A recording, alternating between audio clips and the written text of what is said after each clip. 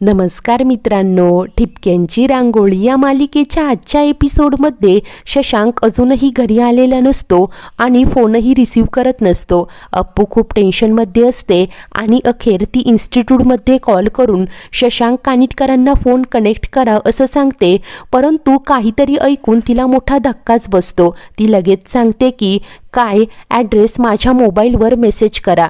त्यानंतर सुवा देखील विचारते, काय ग, काय झालंय, कुठल्या पत्त्याबद्दल विचारत होतीस आणि बोलत होतीस.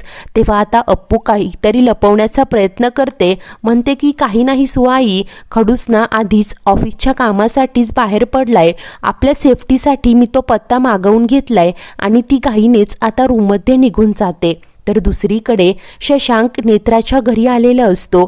नेत्रा बाहेरच चेअरमध्ये बसलेली असते आणि कुणाची तरी चाहूल लागताच ती बोलते की आलात तुम्ही, बाहेर गेला होता का. आणि त्यानंतर तिचं लक्ष जातं. शशांकला पाहून ती धक्क्यानेच तू इथे असं ओरडते. तर शशांक सांगतो की होय, मी नवीन प्रोजेक्ट संदर्भात एक फाईल तयार केली होती, त्यावर तुझ्या सह्या हव्या होत्या. आणि त्याचं लक्ष नेत्राच्या जखमांवर जातं. तो विचारू लागतो की हे सगळं काय आहे, तुझ्या या जखमांना मलमपट्टी करायला हवी. तेव्हा नेत्रा बोलते, काही जखमा मलमपट्टी करून नाही भरत शशांक, आणि मी फाईलवर सह्या करून पाठवून देईल, तू आत्ताच्या आत्ता जा इकडनं. तेव्हा शशांक म्हणतो, मी तुला गेलोस ना तर हॉस्पिटलमध्ये घेऊन जाईल. तुझी ही अवस्था कोणी केली आहे आणि काय झालंय, हे जनावरांसारखी मारहाण केली आहे. तेव्हा नेत्रा चिडूनच म्हणते, तुला काय करायचं याच्याशी, तुझं काहीही देणं घेणं नाही, आत्ताच्या आत्ता जा इकडनं. तेव्हा शशांक म्हणतो, मगाशी मी फोनवर बोलत होतो तेव्हा तुझ्याकडनं चुकून फोन कट करायचा राहून गेला आणि त्यानंतरचं सगळं मी ऐकलंय. सुरुवातीला असं वाटलं होतं की ते आजूबाजूचे आवाज असतील, परंतु आता तुझी परिस्थिती पाहिल्यावर कळतंय की तो तुझाच आवाज होता. नेत्रा, काय झालंय असं तो पुन्हा पुन्हा विचारू लागतो. तेव्हा नेत्रा आता ढसढसा रडायला लागते. ती शशांकला म्हणते की तू इतका चांगला का आहेस, तुझा हा चांगुलपणा मी नाही डिझर्व करत. आणि शशांक, मी आयुष्यात खूप वाईट वागलीये तुझ्याशी, अपूर्वाशी, आणि नशिबाने त्याचीच परतफेड आता माझ्या पदरात टाकलीये. मी तुला कुठल्या तोंडाने सांगू काहीच कळत नाहीये. एका चुकीच्या निर्णयाची शिक्षा मी रोज भोगते शशांक. माझ्यावर रोज अत्याचार होत आहे, मला काहीच कळत नाहीये. मी खूप अडकलीये, या सगळ्यातून बाहेर कसं पडावं ना तेच कळत नाहीये. असं रडतच ती सर्व काही आता शशांकला सांगू लागते. अचानक नेत्राला भोवळ येते. तेव्हा शशांक तिला सावरतो. पडशील खाली असं म्हणतो. नेत्रा आता शशांकच्या खांद्यावर डोकं ठेवून रडत असते. आणि तितक्यातच अप्पू आता नेत्राच्या घरी येते. ती समोरील हे दृश्य पाहते आणि धक्क्यानेच खडूस असा आवाज देते. आता अप्पूचा आवाज ऐकताच नेत्रा पटकन बाजूला होते. तिने स्वतःचं तोंड लपवलेलं असतं. अप्पू मात्र शशांककडे येते आणि सांगते की मला कळालं की तू इकडे आहे आणि तरीही मी इथे आले. खरं तर माझा तुझ्यावर विश्वास होता, परंतु माझंच चुकलं. मी डिस्टर्ब केलं का तुम्हाला. आता अप्पूला समजवण्याचा प्रयत्न करत म्हणत असतो की तुझा काहीतरी गैरसमज होतोय, परंतु अप्पू काहीही ऐकून घेण्याच्या मनस्थितीतच नसते. ती म्हणते की खरं तर आता मलाच माझी लाज वाटतीये. तू इथे एवढं सगळं होऊन देखील आलास, त्यातच मी काय ते समजून घ्यायला हवं होतं ना. त्यानंतर अप्पू आता रडतच शशांकला प्रश्न करते, एक बायको म्हणून कुठे कमी पडले रे मी. एकीकडे माझा नवरा आहे ज्याला माझ्याबद्दल काही फिलिंग्सच नाही, आणि दुसरीकडे माझी ही बहीण जिला माझा संसार मोडल्याशिवाय चैन पडणार नाही. आणि काय ग नेत्राताई, तू परत परत का माझ्या नवऱ्याच्या गळ्यात पडतेस. अगं प्रेग्नेंट आहे मी. आता तरी मला वाटलं होतं की तू सुधारशील, पण नाही, परंतु नाही. असं बोलतच अप्पू आता पश्चातापाने खूप रडत असते. तेव्हा शशांक तिची समजूत काढण्याचा प्रयत्न करत म्हणतो की अपूर्वा, आता तू रागात आहे मान्य आहे, परंतु एकदा नेत्राची परिस्थिती समजून तरी घे. तेव्हा अप्पू रागाने म्हणते, काय समजून घ्यायचंय, याआधी देखील नेत्राताईने 1000 नाटकं केलीत. तेव्हा शशांक म्हणतो, तू एकदा तिच्या जखमा बघ, तिला आत्ता डॉक्टरांकडे घेऊन जाण्याची खूप गरज आहे.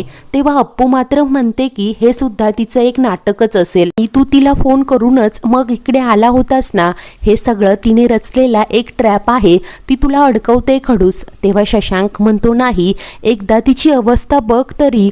तेव्हा अप्पू चिडूनच म्हणते, अरे ह्याच नेत्राताईने प्रेग्नेन्सीचं नाटक केलं, आपलं लग्न मोडण्याचा प्रयत्न केला, अमेय दादा हिच्याचमुळे लॉकअपमध्ये गेला, दरवेळी मी सांगत होते तरीही तू हिच्यावरच विश्वास ठेवला आणि आत्ताही तू तीच चूक करतोय खडूस, असं ती शशांकला ऐकवते. तेव्हा शशांक कळकळीने म्हणतो की अगं तू एकदा तिच्याकडे बघ तरी, तिच्या जखमा बघ, तिला आत्ता सध्या आपली खूप गरज आहे, असं तो अप्पूला समजावत असतो. नेत्रा चेहरा फिरवून तिथेच उभी असते आणि ती देखील रडत असते. अप्पू मात्र रागानेच सांगते की ज्या बहिणीने आत्तापर्यंत मला इतकं सगळं दुःख दिलंय तिचं तोंडही मला पाहायचं नाहीये. ती आता जायला निघालेली असते.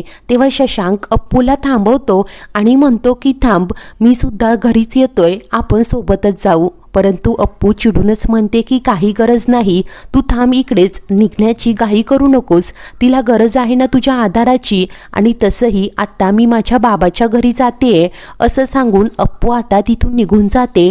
नेत्रा देखील आता वर जाते. शशांकची अवस्था खूपच वाईट असते. तर इकडे आता बेचैन असलेली अप्पू डॉक्टर कौशिकांच्या घरी पोहोचते. कौशिक नक्की काय झालंय असं तिला पुन्हा विचारतात.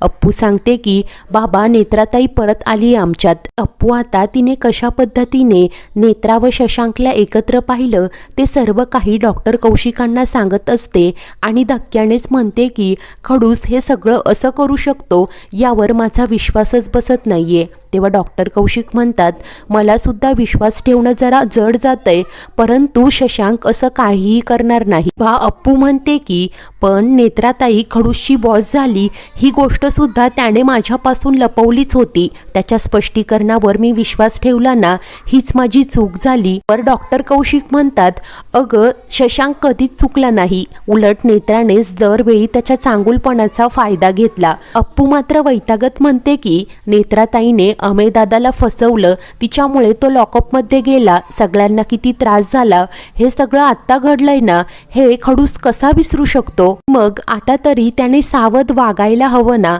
आणि ही नेत्राताई तरी अशी विचित्र का वागते मला कळत नाही. आता तिचं लग्न झालंय ना, इन्स्टिट्यूटमध्ये इतकी मोठी पोस्ट मिळाली आहे तिला, आणि मग तरीही तिला आणखी काय हवंय ते मला कळतच नाही. आता जर का त्या नेत्राताईमुळे आमच्यात काही मेजर प्रॉब्लेम झाला ना, तर मी तिला सोडणार नाही, असं अप्पू रागानेच बोलत असते. आणि तितक्यात सारिका आत्या येतात. अप्पू तिच्या डोळ्यातील पाणी लपवण्याचा प्रयत्न करते. सारिका आत्या काळजीनेच, काय झालंय, तू अशी अचानक इकडे कशी आलीस, ठीक तर आहे ना, असे अनेक प्रश्न विचारू लागतात. अप्पू मात्र तिची पर्स घेऊन आता घाईनेच तिथून निघून जाते. त्यानंतर सारिका आत्या डॉक्टर कौशिकांना नक्की काय झालंय, हिचं पुन्हा काही बिनसलंय का, असं पुन्हा पुन्हा विचारतात. परंतु डॉक्टर कौशिक त्यांना काहीही सांगत नाही. तर दुसरीकडे कानिटकरांच्या घरी आता सर्वच जण अप्पू व शशांकची वाट पाहत असतात. सुवा म्हणते की आपलं चुकलं, तुमच्यापैकी कोणीतरी तिच्यासोबत जायला हवं होतं. तर पण्णा म्हणते, आपण ना या मुलीला जास्तच ढील देतो, काही कळवायची पद्धत आहे की नाही. तेव्हा माई सांगतात, आता ही चर्चा नको, ती घरी आली ना की मी समजावेल तिला. तर मानसी विचार करत बोलते की तिने फोनवर कुणाचा तरी पत्ता मागवला होता, ती त्या पत्त्यावर तर गेली नसेल ना. तेव्हा प्राची म्हणते, कामासाठी की होईना, परंतु शशांक दादा नेत्राच्या घरी तर गेला नसेल ना. आता ते ऐकून सर्वांनाच धक्का बसतो.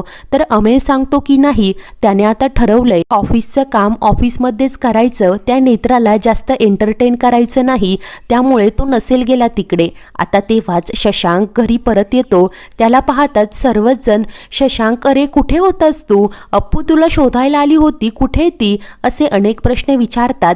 तेव्हा शशांक सांगतो की होय, आमची भेट झाली होती, परंतु त्यानंतर ती तिच्या बाबाच्या घरी निघून गेली. ऐकून सुवा आता धक्क्यानेच, खरं सांग तू कुठे गेला होतास, असा प्रश्न विचारते. तेव्हा शशांक म्हणतो नेत्राच्या घरी. तेव्हा आता सुवा अवाक होत खाली बसते. ते पाहून शशांक म्हणतो, झालं, त्या अपूर्वामध्ये आणि तुमच्यामध्ये काहीही फरक उरलेला नाही, तिने सुद्धा हात समज करून घेतलाय जो तुम्ही केलाय. मी तर फक्त या फाईलवर सह्या आणण्यासाठी तिकडे गेलो होतो, परंतु तिथे मला एक भयानक प्रकार दिसला, असं बोलत आता नेत्राच्या अवस्थेबद्दल सर्व काही घरच्यांना सांगत असतो. आणि अखेरीस म्हणतो की आणि नेमकी त्यावेळेस अपूर्वा तिथे आली, तिला असं वाटलं की आम्ही मिठीत आहोत. तेव्हा अमेय म्हणतो, बरोबर आहे, अप्पूला राग तर येणारच ना, आणि तू सह्या घ्यायला ऑफिस बॉयला का नाही पाठवलं, हा पुढचा सगळा प्रकार प्रकार घडलाच नसता. तेव्हा शशांक धक्क्यानेच म्हणतो, मी आत्ता नेत्राबद्दल जे काही सांगितलं त्याने तुला काहीच फरक नाही पडत? आत्ता अजूनही अपूर्वाच तुमच्यासाठी महत्त्वाची आहे का? होय, ती महत्त्वाची आहेच, परंतु आत्ता या क्षणी नेत्राला आपल्या मदतीची गरज आहे. आत्ता संकटात आहे, परंतु हे ना तुम्हाला समजून घ्यायचंय ना त्या अपूर्वाला, असं वैतागत बोलतो. तेव्हा अमेय म्हणतो, हे सगळं तिचं नाटक नसेल हे कशावरून? शशांक म्हणतो की वेळेस ती खरं बोलत होती, तिच्या जखमा मी पाहिल्याय, तिच्या डोळ्यातच ते दिसत होतं आणि मी तिथे गेल्यानंतर काय म्हणाली की निघून जा. जर का तिला मला अडकवायचं असतं तर निघून जायला का सांगितलं असतं, असं सर्वांना स्पष्टीकरण देऊ लागतो. तेव्हा सुवा रागानेच म्हणते की अमेय बरोबरच बोलतोय आणि त्या नेत्रात आहे का माणुसकी? नेत्रा हे सगळं नाटक करतेय आणि तू स्वतः जाऊन मूर्खासारखं संकटाला आमंत्रण देऊन आलास, असं शशांकला ऐकवत असते. तर पुढील भागात सुवा आता डॉक्टर कौशिकांच्या घरी आलेली असते आणि तिची बाजू ऐकल्यानंतर डॉक्टर कौशिक म्हणतात, मला अप्पूची काळजी तर आहेच, परंतु एक मामा म्हणून नेत्राची सुद्धा काळजी आहे. मी स्वतः जाऊन तिची चौकशी करेल. त्यानंतर सुवा बोलते की होय, मला सुद्धा माझ्या मुलाची खूप काळजी आहे. तू काय ठरवलंय अप्पू? अप्पू मात्र गप्पच असते. त्यावर सुवा बोलते की तू ज्या पद्धतीने गप्प आहे ना, त्यावरून अजूनही तुझ्या मनात कुठेतरी संशय आहेच. तेव्हा अप्पू म्हणते, जर का तू माझ्या जागी असतीस तर काय केलं असतं सुवा?